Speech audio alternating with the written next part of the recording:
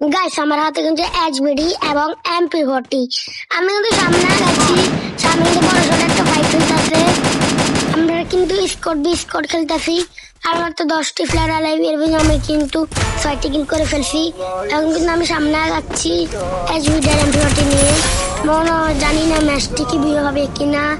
আমি কিন্তু এখানে আসছি, তখন সামনে নিয়েছিল একটা গুলো ফালাই দিব, কিন্তু গুলোটা নাগরদোনা ভেঙে ফেলছে। আমি গুলো ফালাই সামনে গেছিলাম, তারপর এটা দিয়ে মেরে দিলাম। একে ক্লিয়ার, পুরো ক্লিয়ার দিয়ে দিলাম। আরেকটা কিল ছিল, মনে করছে অন্য প্লেয়ারের কিল ছিল, আমি মনে করছি চুরি করবো, কিন্তু পারি না। এটা কিন্তু আমার টিমমেটের কিল ছিল। তো সামনে একটি প্লেয়ার ছিল, এক শট লাগাই দিছে অলরেডি। তো পকেট খরটা 4টা দিয়ে মেরে দিলাম, আর 5টা আমার কিল পাইলাম না আমি। একটা প্লেয়ার কিন্তু আবার কিলটা নিয়ে গেছে, ওকে কিন্তু পকেট খরটা দেওয়া লাগবে আমার। আমি এখন সামনে আগাচ্ছি, আর আমাদের 7 প্লেয়ারের লাইভ। আমরা মনে হয় ম্যাচটি বিয়ে পেতেও পারি,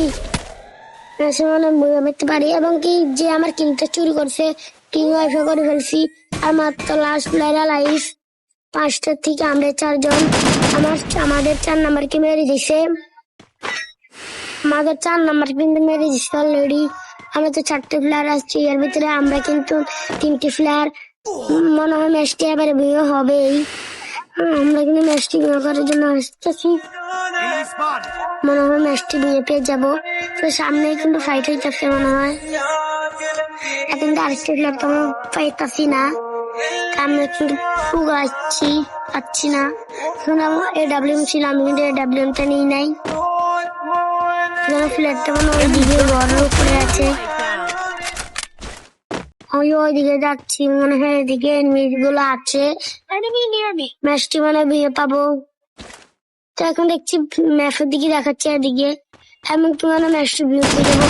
এবং কিন্তু ম্যাচটি আমরা বিয়ে পেয়ে গেলাম।